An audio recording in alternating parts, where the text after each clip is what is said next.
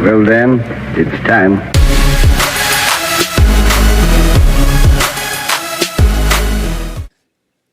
All right, let me set the scene. And this is something that, I've experienced, I've seen other people experience, but I want to set the scene.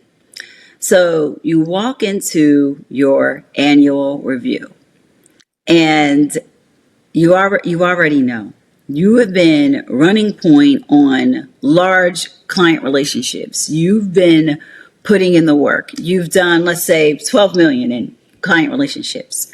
You've trained junior level employees, whether they're advisors or other types of employees who actually got promoted ahead of you. You stayed late. You showed up early. You even covered someone else's maternity leave with zero additional compensation. And your manager opens up with, "We really appreciate everything you do. The team couldn't function without you." Then they go through all the pleasantries. Then the number that you've been waiting for is what is going to represent all of the hard work and effort that you put in. Then a number hits the page. 2.5% raise. Below inflation, below the market, below the person that you even trained who has your old title now, plus a new one. And you smile, and you nod, and you say thank you. And you walk out of that room knowing that you just thank someone for undervaluing you. And I'm going to add this. Again, oftentimes we always feel this fear of being labeled difficult. So whether you're a woman, a person of color, but it was always this sense of gratitude. And I would always hear people say, "It's not about the money for me. It's not about the money for me. It's not about the money for me." But there may be shame in just, we don't want to overestimate our value. And you can't show anger because then you don't want to be shown as the angry black person or the angry person or the fact that you're not appreciated.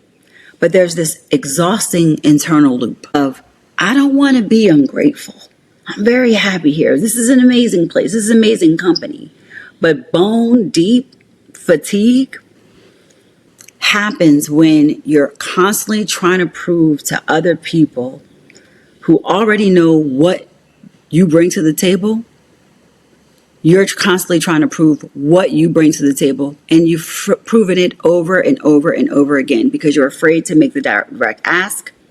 You're afraid to put your value out loud in dollars with being very specific. And although you're documenting your wins in real time, you are still the best kept secret, and you're pushing back on you're not pushing back on scope creep, and you're not having the honest conversation. And that's the ceiling that many people are experiencing in their lives and in their careers. And that is what stops us from being able to move forward. And as we think about it, corporate loves that, right? For generations, basically forever, we've been molded into that mindset of feeling that way about whomever we work for, with really the only main true threat to us is the potential loss of our employment, right? Like that is the biggest thing, because all corporations, all governments have put so much power behind money that now it truly rules everything and even directs what emotions, how we stand up for our own selves and how we truly value ourselves. And the message just keeps happening and happening and happening. When people, we all feel this way. We've all been through this, and it will just keep continuing on and on. I would say you hurt, but also I always like to say my ancestors' wildest dreams. But you're creating another cycle. You're not breaking the cycle. It is a domino effect. It has a butterfly effect. It has a butterfly effect on your retirement. It has a butterfly effect on the way you build wealth. And, as much as people like to say, we help people, we want people to show up as their best selves. We want to acknowledge your effort and your value.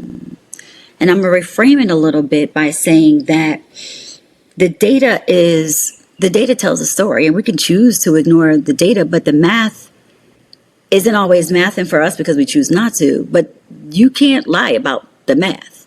And you can make the data say whatever you want. But as much as we like to not have conversations and lean into conversations about wealth or lean into conversations about the wage gap, if you think about $1 for every white worker, a black worker owns 84 cents on that, right? And that's pushing it, right? And that might be closer in our financial industry than some other industries. The gap continues to persist.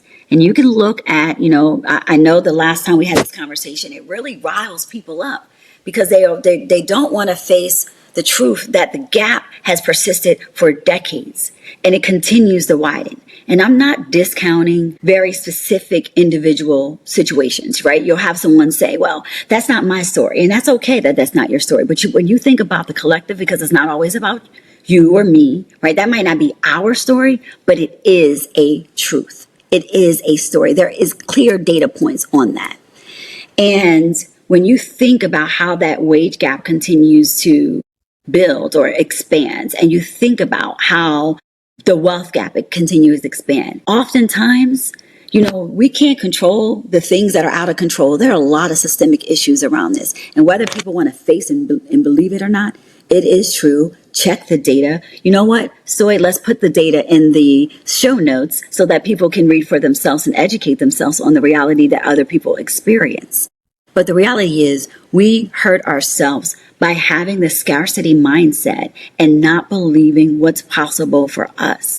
And once you kind of break free from these beliefs that you're not enough, and you listen to people with titles that were bestowed upon them tell you your worth and act as if you don't know your own worth, that's what keeps you in the box. You can decide to get out of that box. You can decide to change your mindset, go get your money, and be the master of your own career, the CEO of your own life. We just have to stop being so afraid to show up as we are and worry so much about what people think or what their perception is. It's a very human thing. And I've been there. Trust me, I have been there. I'm speaking. This is a voice of experience speaking. I have been there. But now that I know better, I'm willing to have a conversation about what we can do to be better, to show up differently and starting to claim our worth. And as I've shared with you previously, we are in a world, there are 8 billion humans navigating this, 8 billion plus, navigating this universe, this world. You're going to tell me that of the 8 billion, you can't see your value and you don't know where you're going to get your money from?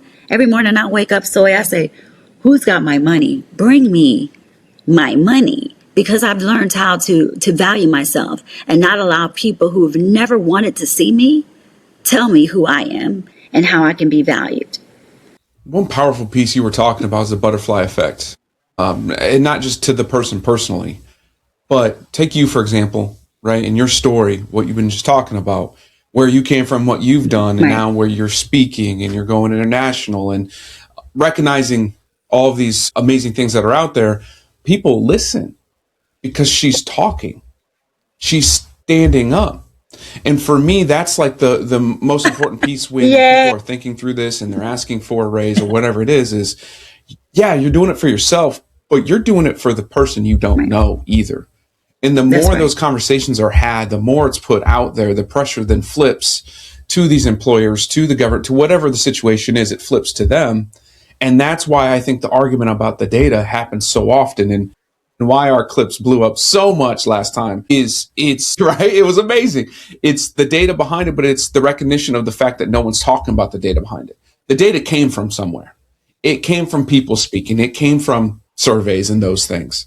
That means there are people out there that are having these conversations. Just the majority of us don't know of it. And in my opinion, it's because a lot of them are getting silenced, whether they're getting paid off not to talk about it more.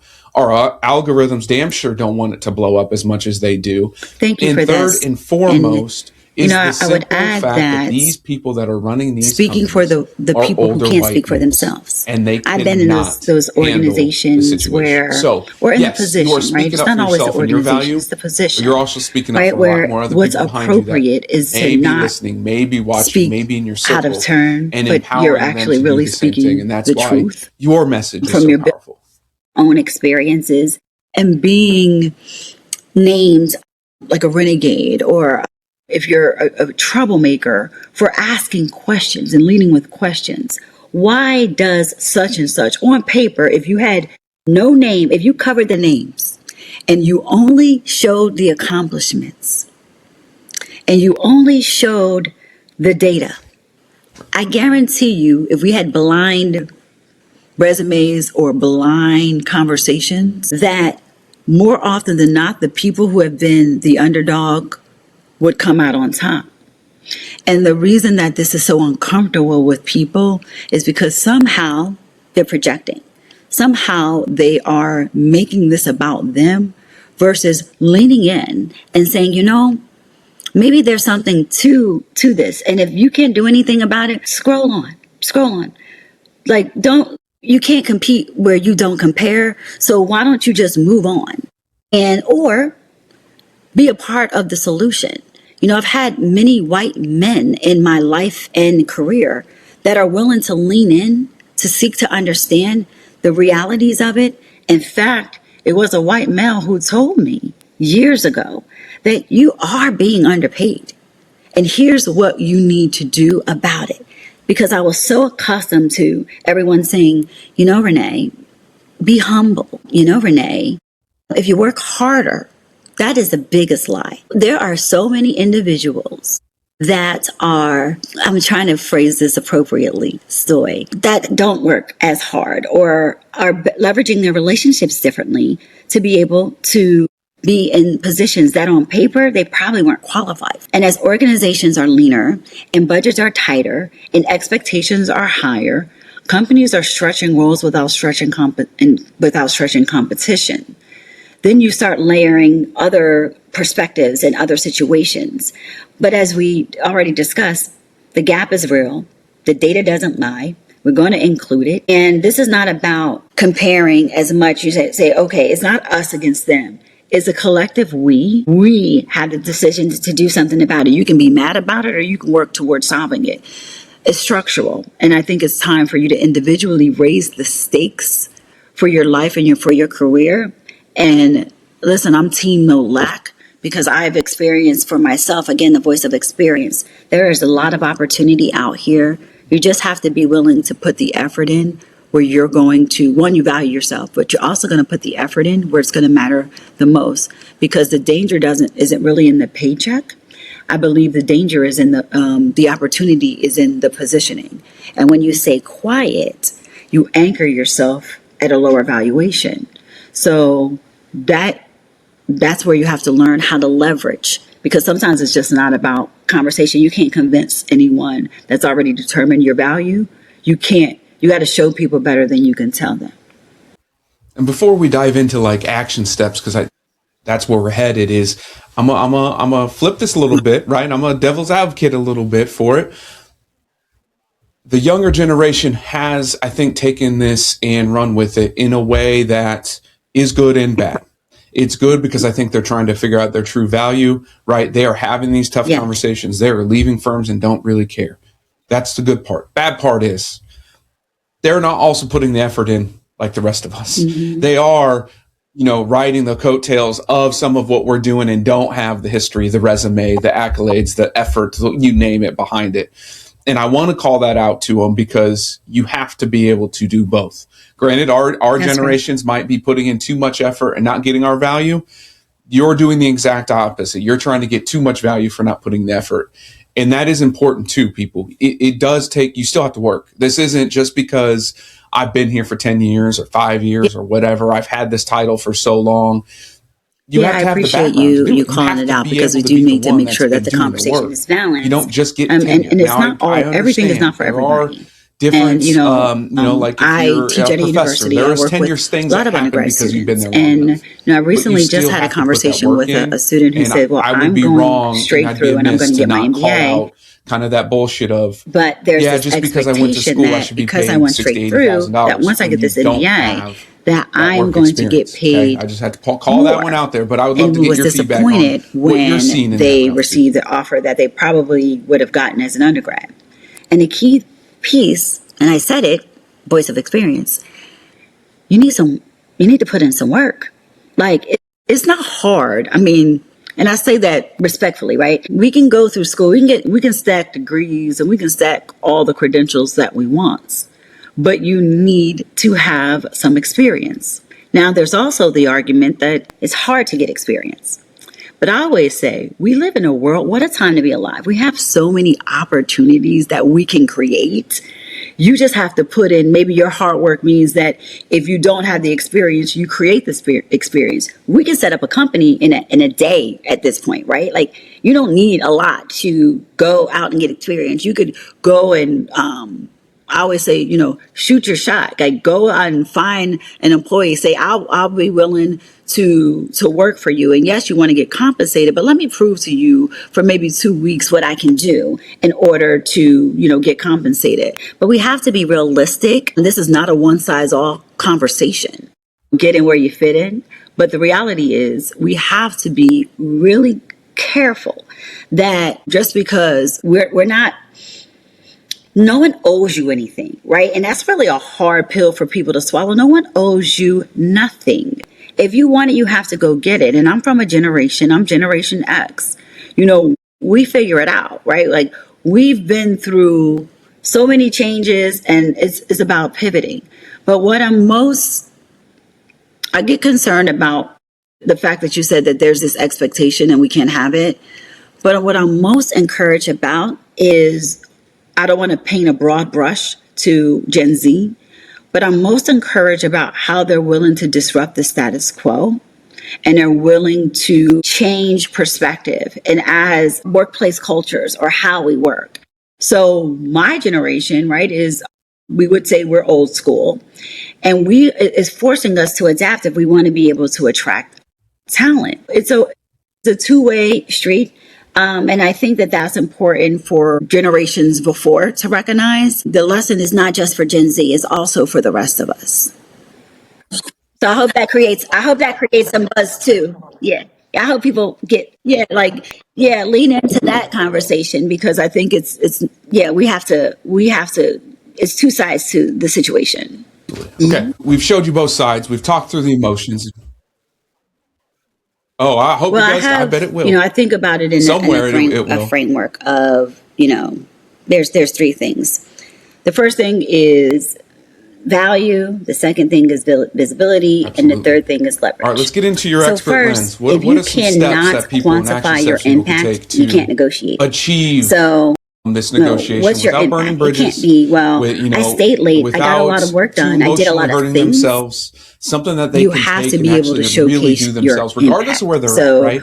Are Regardless of the you industry, regardless of where you're influencing mentally or at, bringing in more physically at, revenue? wherever. Are you helping to retain clients? Are you reducing risk? You need to be able to quantify. And if it's not documented, you can say that it didn't happen. Just like if it's not on my calendar, I didn't know, right? So you must be able to document it. I think the other thing, like I said, is the second part is visibility. We have to stop trying to be the quiet hero. And there's been so many times that we think it's a flex to be the best kept secret. Not really. We want to stop being the quiet hero. I think it's important to have conversations and send recap emails. Proactively share, your quarterly impact summaries. You leverage your one-on-one conversations in a structured way, so you're not just going in and giving updates and project deliverable updates. I had a boss tell me to stop being the person who just does it all, right? Just stop being the person that just goes through a list and stop just saying, here's what I do. What's the impact that you made? And then advocate for yourself when you're in rooms in decision making. And, coming through finance and spending years or decades on working in Wall Street firms, you have to elbow your space into some room. Some people are just naturally better at being louder. Yeah, like some people are just naturally better at being louder. I'm not saying that if that's not your personality style, you don't have to do that. But you have to find a way that works for you to get your message out there. Don't let anybody else, they're not going to make you visible. If you don't talk about you, ain't nobody else going to talk about you. And the reality is, they're going to be the people who are telling you not to talk about you are probably more likely intimidated by what you can bring to the table. They know you have the impact and visibility, and it has to be outside of your circle. Your visibility is not only about managing up, it's about managing up, higher and higher. It's eye level and high level. And you got to expand out, and not just within your organization, also outside of your organization. Whether you're on LinkedIn, you're posting about what it is that you're doing. And LinkedIn, people have different opinions about it and what it should be, but it's just another method of being able to put your own opportunity out there, the things that you've done. And then the last thing is leverage. Leverage comes from having options. And we talk about diversification all the time in finance. We talk about not putting all of our eggs in one basket. And what do? We put all of our eggs in one basket. Oh, we love our company. We love our manager.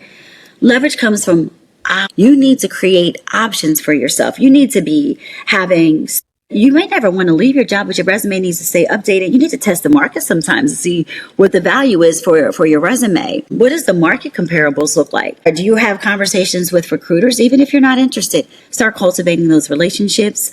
If there are other, certifications or things that are going to make you better. But when you have options, you get to show up. You show up differently. I always say, when I tell my daughters, when you know you're her, you show up like you are. And options give you the ability to leverage that. So you want to be able to leverage that in multiple ways. I've had a client that was managing a couple of different territories, right? And the revenue was up 18% year over year. And I'm going to change the name so that that person doesn't feel exposed. But, things kept happening for her. And she was like, you need to wait. We need to be patient. And she was frustrated. So we had to reframe the conversation around the cost of replacing her and the retention risk, right? So we reframed the conversation, and within 60 days, she had her title corrected, and she had a 22% increase. And if you're afraid to test the market to show your value, you don't know your value. So like I said, those are the three things: your value, your visibility, and your leverage. And making sure that you own your story, and don't be afraid to test your market. If you don't know, because when you know better, you have the ability to do better. Absolutely. And that's what we need to do. Now, what are the mistakes that people make? I think these are probably the top three, and you feed off this if you need to. One is that they hint instead of asking, right? That's right. I kind of want this, or I think this, right? Yeah, as opposed to coming out with ask is kind of what you had a couple of things, right? And I agree with you. Just ask what you But the first thing is timing. Don't beat around. People have to understand their budget cycles. They wait until people they're at negotiate their for annual feelings, review right? to get their to ask for the raise. But the budget cycle has already been determined. I'm entitled to this. So this needs to be an ongoing conversation. If your budget cycle and those decisions about raises, those have already happened. It's just no one's telling. I know no one actually told me. I had to figure that out. I was like. And then they accept vague it's promises. Too late. So it's too late when it's time for annual review. This conversation is being ongoing. So understand your timing of your budget cycle so that you're able to make sure that they can accommodate their requests. Because we'll always go back to budget. Those are just vague promises. And I completely agree with you when you're negotiating from emotion. What do you have to say to those three mistakes? Stop saying, I feel I deserve. Or stop bringing other people into the comparison mix. Well, such and such got this. I heard the such and such. No one, leave the emotion out of it. State facts. The scope of my role has expanded by X. The market rate for this level of responsibility is Y. This is what I've done. And you've been talking about it, right, over the course of time. So it should not be a surprise to your manager or your decision maker. It should not be a surprise to you. Have the conversations, lead into the conversations. And if you've had experiences like I've had where you have someone who's dismissive to it, read the room. Learn when to read the room. Don't vague promises. If they tell you 90 days, what are you going to do if they don't do it? You're going to sit there and accept it, or you're going to make a different choice. And it's up to you, because everyone is not in a position to walk away from situations that no longer serve them because they're afraid, or they have family responsibilities, or whatever that thing is that's keeping them stuck. But you need to know that if they don't meet your promise, or they made you a promise that they can't keep, which is absolutely horrible. How can you trust that? Then you need to be prepared to make a decision. And also, the last one is documentation. No receipts, no raise. It has to be that simple. Do you have the receipts to back it up? And if you have the receipts to back it up, and you understand the budget cycles, and you ask for what you need, and they're still giving you the stiff arm, you need to know this. Maybe it's time for you to go play on another team and make some different life choices or career choices. The hard truth. Okay, so it was like, so the real hard truth is, I would say, I'm trying to be impactful. You are responsible for your choice. At the end of the day, it's on you. Shrinking has never been a promotion strategy. And if you want something, you have to go and get it. And if you don't advocate for yourself, somebody else will price you, and then you're the person that will get And as we wrap this up, we always want to end with but that we're going to put on ourselves, right? Because of that You're getting us. Is a decision. We're here for you. We're and battling, we all have the ability we're going to slap you in the face a little bit with some hard truths. So wrapping it up in a tight. Lay it on us, Renee. Lay it on us now. Shrinking is not a promotion What's strategy. the hard truth? If you don't advocate for yourself, someone else will determine your value, and it will be lower than what you expect. So you take responsibility. You are the CEO of your life. You are the CEO of your career. And I'm not withstanding any other religious aspects. I'm talking specifically about this topic right here. And if it bothers you, you're probably part of the problem. And if it encourages you, do something differently about it. Because in a world that, there's a lot going on in the world right now. And as we both know, Stoy, we all know, if anybody that's listening, but no matter what, there are still people out here making money. There are still people out here that are making decisions, because scarcity is not a strategy either. And you decide. And once you decide, you will realize that everything you want is the other side of that fear. So that's the hard truth. It's on you. It's on you. If you felt uncomfortable with that last message, it's on you. Go change. Do something about it. Reach out to us. But ultimately, at the end of the day, it is on you. Dr. Renee, I appreciate everything. Your world travels, the messages that you speak. Everyone listening, obviously, be around. We're going to put the data, obviously, in the show notes. But again, reach out to us, comment, like, share, subscribe to everything that we got. We're out there. She's got books. We got podcasts. We got content. At the end of the day, just reach out. So again, appreciate everything and appreciate your time.